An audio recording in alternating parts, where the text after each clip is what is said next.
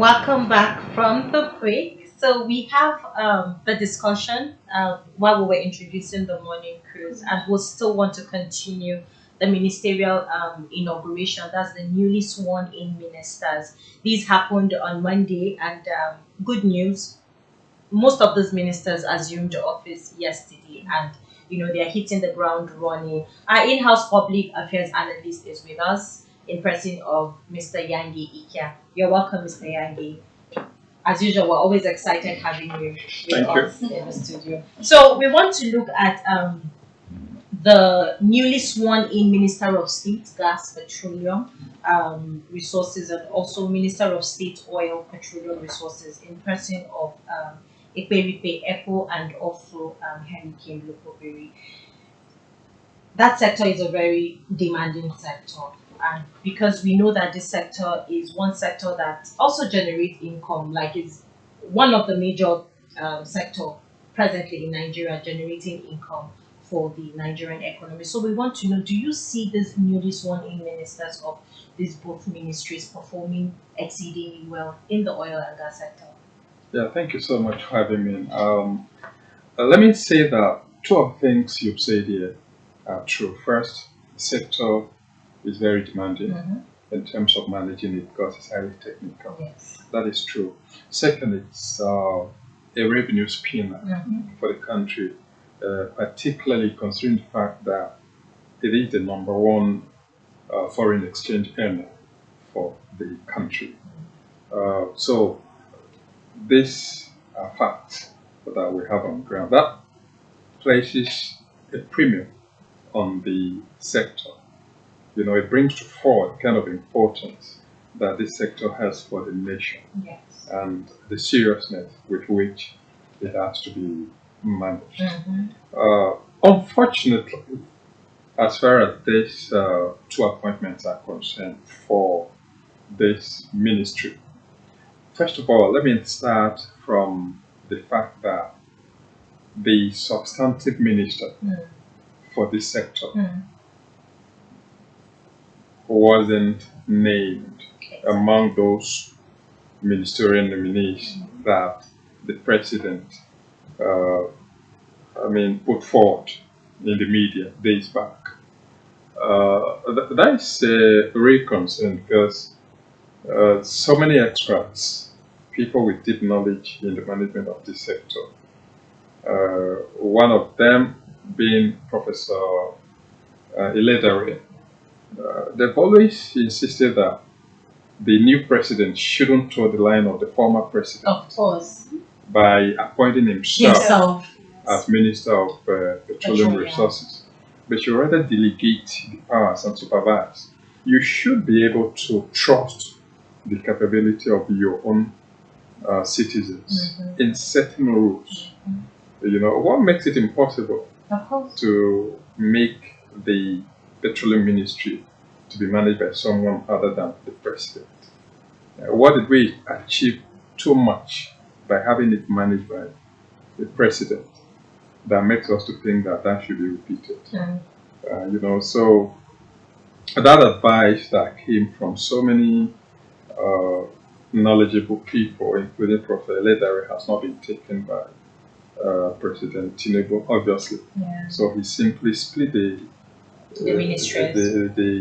ministers of state into two, one for oil and one for gas. Yes. But the overall oversight rests with the presidency, meaning that the president is actually the minister of petroleum.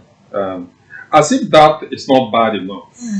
Really Looking at the profile of the two ministers, and let me begin with the one for petroleum resources. Yes, exactly. That is Hurricane Locoberi. One would expect that you appoint someone who has had a professional history in the oil and gas sector, or at least an educational background, training in that sector, to be able to say that yes, this person can be able to relate with this very important segment of the Nigerian economy and manage it accordingly. Unfortunately, going through his profile, I saw that yes, he had a degree in law. That was his training. Sometime in 1994 when he finished. And just about 4 or 5 years later, he joined politics. Because I didn't see a history of practice to point to the fact that he was holding briefs for companies or for state agencies in the oil and gas sector, because the sector is jointly managed by the state and the private sector, where you have joint ventures. And I would have expected that his history will lead me to where he performed certain laws. He acted as a lawyer, performing certain duties for oil and gas companies. I never saw anything like that. Just straight from class and almost immediately into politics in the National Assembly, in the State Assembly, becoming a Speaker of the State Assembly immediately after being elected as a member. And then from there into the National Assembly. After that is from his own home state to Abuja in the National Assembly, and then from there later appointed as Minister of State for Agriculture, and then now. So you can simply say that his appointment is on the basis of being a politician, and then also coming from a region where oil and gas is the main business. So the appointment is not on the basis of competence, it's on the basis of regionalism, it's on the basis of patronage, political patronage, it's on the basis of political reward. So I think if I can speak to this appointment, I would say that the president is simply trying to strengthen the habit of rent seeking, which is not really what we should be looking at. We should be looking at competence. You can even get people from anywhere to come and serve in your government, provided they have the. Must it be from the Niger Delta region? Yeah. It mustn't. Yeah, if it were even in the Niger Delta region, it's even very good because we have a lot of people from there who have been involved in the running of this sector. You understand? If the president asked me, if I had the privilege to be asked, I would nominate some people. I will nominate some people for him who are very good. One of them is Engineer Wabote. Yes, Wabote. That is one of the best brains that we have in this country. In fact, in Africa, in fact, anywhere in the world, he can stand as one of the best brains. You understand? So why not take somebody like that from there? Because he has done so excellently when it comes to NCDMP, where he has been for the past number of years, and where he has had his tenure even renewed by the previous government. He's done an excellent job. Even if you are his enemy, you have to just see that the guy is good across board in everything, in managing resources, in managing his own person, in managing himself, in managing the system, in managing diverse companies across the value chain of the oil and gas industry in this country, from the north, from the south, from the west, everywhere around this country. You can see NCDMB strengthening capacity, helping companies to set up infrastructure that can serve the nation, that can add value to the nation. Be it gas stations, be increasing local content, local participation of Nigerians. It took that from a level that was below 20%, and it's now almost 50%. So somebody like that could have come in so easily. That is for petroleum resources. We have gas to talk about because there's also a Minister of State there. If he asked me who could have made a better choice for Minister of State for gas, I'll say that there's someone, Ed Obon. Ed Obon is from, that's if we're going to consider region The as region, a basis yes. for Ed Obon. Is a very competent young man who has been trained and who has worked in that segment of the Nigerian economy where he has been elected the president of Nigerian Gas Association. He just left that post recently. And he did so excellently well. And he has worked for Share Gas as MD, on which platform he was elected president of Nigerian Gas Association. People like that with this kind of training, you don't take that for granted. It's not a joke because they have worked for Shell. They've been hired by Shell. You should know the process of recruitment that organization deploys to get this kind of brains. They're among the best anywhere you can find. And then after being hired, the kind of training that is given to them by that corporation is so massive that you don't even retire from that organization. Yes, you can retire, you can leave. But why we say that you don't retire is that anytime they need you, they can bring you back to go and manage a project because the competence they need for such a project may only be found in you. And that competence doesn't just come from somewhere on its own and gets deposited in you. They pay to make sure that you are trained to have that capacity. So I think that these were the kind of people we should have got to be appointed into. I don't know the criteria he used in choosing them, except if you ask me on face value, I'll tell you it's simply because they are from the Niger Delta region. But we have better people from that region. To me, it is an insult to that region because you are telling me that is the best they have to show. And it's not true. It's not true. For Ekpo, I looked through his profile. I couldn't even see his educational distance because it is hiding. We just hope that the both ministers that were sworn in would have open minds to, assess these good people you just made mention of who have this wealth of experience in the oil and gas industry. They could visit them, get guidance from them, find out a whole lot of things that they would also use to do their work well. That's why I say I hope they have an open mind. So this brings me to my next question. So Mr. Nyenge, looking at the Nigerian oil and gas sector, would you agree that there's an untapped gas resources in Nigeria, in Nigerian's oil and gas? If you can ask me, and I'll say that's true. Nigeria is actually more of a gas nation than an oil nation because we have more gas reserves than we have oil. And I want to tell you that we have not even touched the gas. And I can tell you the reason why it is so. You must have heard of situations every time where a lot of money is invested into prospecting for oil, going into prospect to drill. Recently, that was done in Nasarawa State. And not so many years ago, it was done somewhere in Bauchi, the Komani River.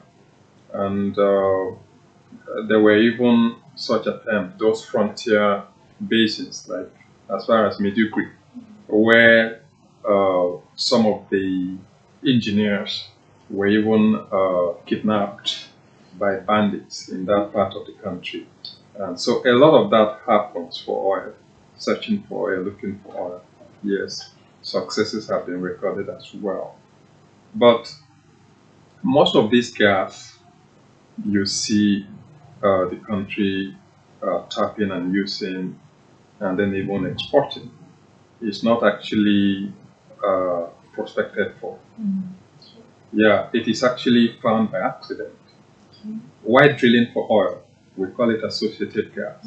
It is there in that formation, in those aquifers, with the oil deposits. It's there together.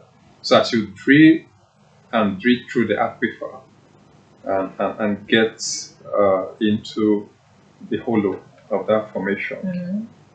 The gas is actually released,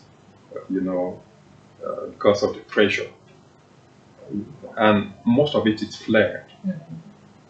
It's just wasted. You burn it, causing environmental damage, causing health problems for people, causing waste of money, of finance for the nation. And so it's just some part of it that is now captured and then processed and taken to market. And of course, let me also mention that a lot of it is also re-injected into the ground in order to increase the well pressure so that the oil beams drilled can be able to flow out more seamlessly, because you need pressure for that liquid to come to the surface. So a lot of it is also re-injected. Some of it is flared, and then some of it is captured and processed and taken to market. So most of the gas we see here is associated gas that is found by accident while looking for oil. But the real gas is not tapped. So truly, I can agree with you that it's really untapped, and it's a huge resource, because if we look at it very well, we are not carrying the gas and sending it in crude form for it to be refined and sent to us as it is the case with petrol, PMS, gas, what do you call it now? Kerosene, diesel. Yes. It's different. We can actually get it here. We have processing facilities. We only need to scale them up to size and then try to, as much as possible, domesticate the use of gas. Of course, there are programs for that, but how far they have gone, it's another discussion for another day.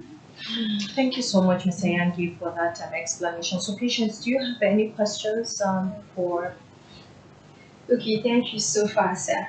And so going back to untapped gas resources, experts in the sector have, like, as time goes on, from this year, I've been hearing talks on energy transition, talking of more of renewable energies. So if we are still talking about going back to our untapped gas resource, are we saying we are letting go of the energy transition mandates that we're looking at?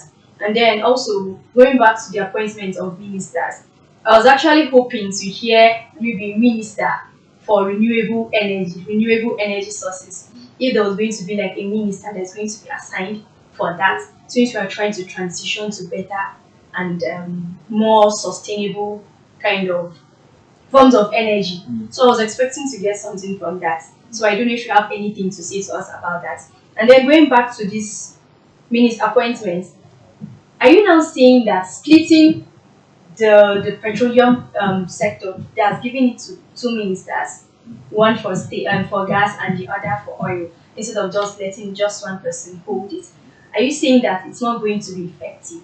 Or like, I thought to kind of make the sector more efficient, since we now have two people that would kind of give more of their time and effort, dedication to face it and see that things become better. So I want to ask, splitting the ministerial posts for two people, are you saying it's not a good idea, or Yeah, let me start with the last question.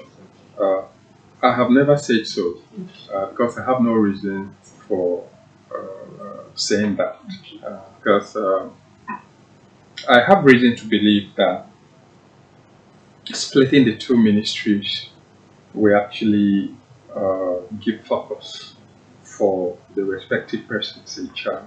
There's nothing wrong with that. It's just kind of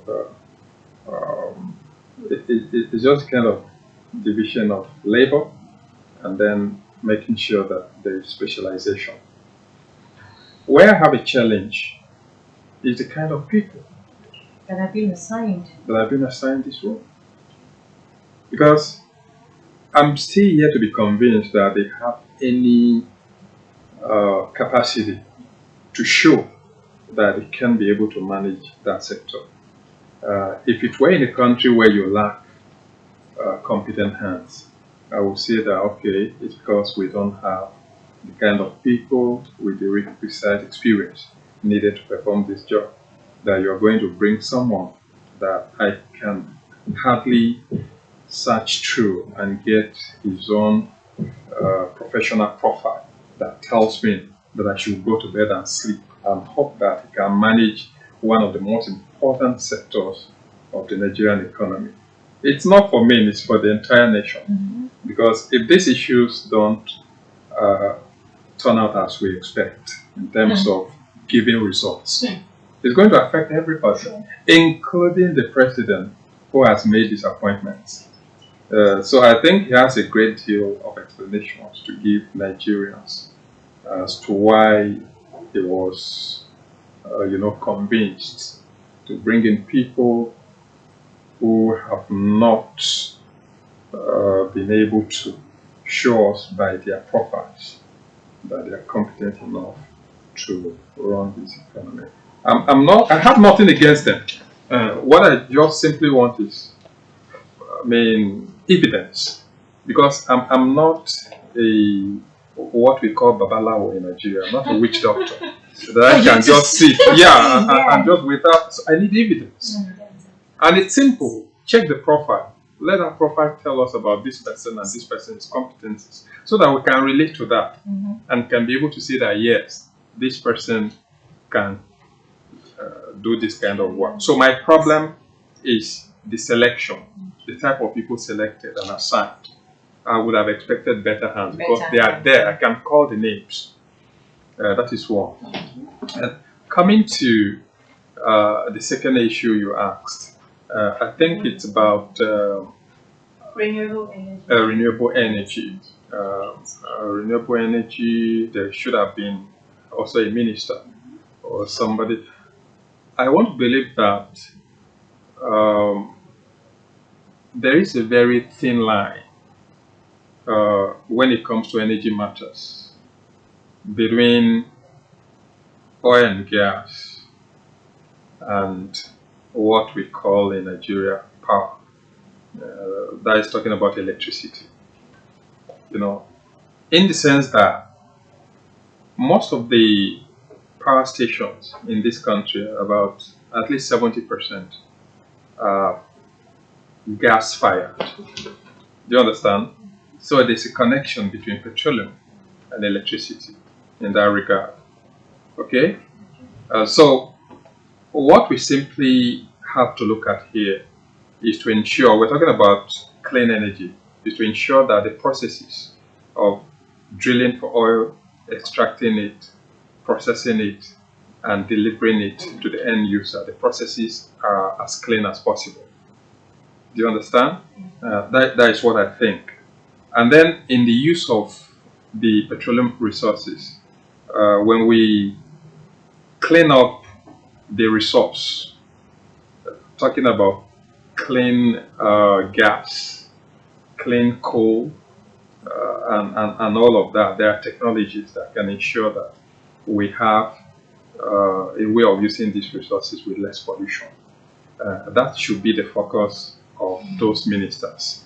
You understand? And then talking to power, yes, power can also look into renewables because you generate power from solar panels, from wind, from tidal energy, even from geothermal, and all of those. So I think these two ministries have overlapping rules that can ensure that we actually pursue and prosecute this energy transition. Okay, thank you so much, Mr. Nyenge, for that. We have limited time, so before we go quickly, we also saw the viral video of the newly sworn in FCT minister in person of Mason Ikyaa. I'm laughing because that video is really a very, I won't say controversial video, but it's a billboard of warning. I'm not sure. I'm not sure it's just correct me in Nigeria. But I call it a billboard of warning to everybody in the FCT. So, really, what can you say about that? Should that be his first move as to assuming office and doing his job? Is it just the only the illegal structures that are the problem that is part of the problems that we have in the FCT? Because I know we still have security issues in the FCT too as well. We have some few persons complaining about this the police stopping me, harassing me, and all of that. But he's just coming with that first demolition, and I don't want to believe that the FCT should be known for that. For every minister that is coming in, first thing they look out for is to start, demolishing illegal structures that are not meant to be where they are presently. So, really, what can you say about that briefly before we wrap it up? Yeah, let me start with a caveat by saying that I haven't watched the video, but I've heard a lot of comments relating to it. Okay. So I can speak to those comments and relate them to your question. Okay. And what I would ordinarily say is that this is a federal capital territory, Abuja, which should be the finest in the nation. I'm not saying that the other cities should be ugly, but if you look at the challenges that are facing this city, we have a problem with we have a problem with the issue of illegal structures, which is a monster. Okay, there are a lot of illegal structures in this city. You may not see them in Asokoro, but there are entire neighborhoods that are illegal. People are living there. Those who are building there, they know for sure that these structures are illegal, the land acquired is illegal, but they build with the belief that by the time the government comes to ask them to account for this piece, that is by asking for that to be demolished, they must have made money by renting these apartments for 10 years or 15 years. They know, but they build. They know it very well, but they build and rent. And people use them as very fine structures. They know that by the time the FCT minister comes to demolish this place, I must have recovered my money and made some profit.